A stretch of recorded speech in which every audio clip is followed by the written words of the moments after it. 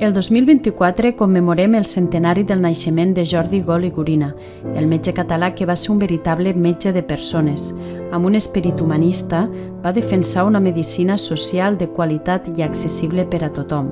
La seva visió de la salut fou molt àmplia. Va incorporar la dimensió psicobiosocial de la persona i la va definir com una manera de viure autònoma, solidària i joiosa. En este mateix esperit va néixer l'Institut Universitari de Recerca en Atenció Primària Jordi Gol i Gorina, conegut com IDIAP Jordi Gol. Este institut té com a missió promoure la recerca i la innovació entre els professionals de l'atenció primària i oferir-los suport metodològic i formació contínua. L'IDIAP Jordi Gol es distribueix territorialment en 8 unitats de suport a la recerca.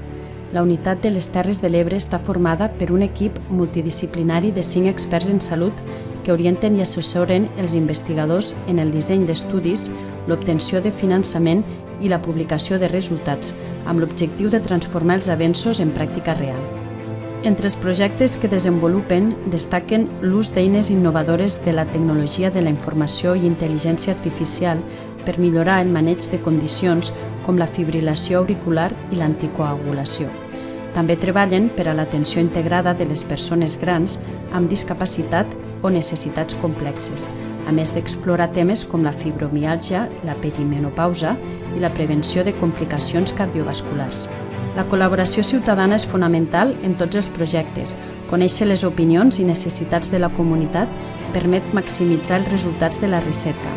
A més, es fomenta la divulgació dels avenços a través dels mitjans de comunicació i les xarxes socials.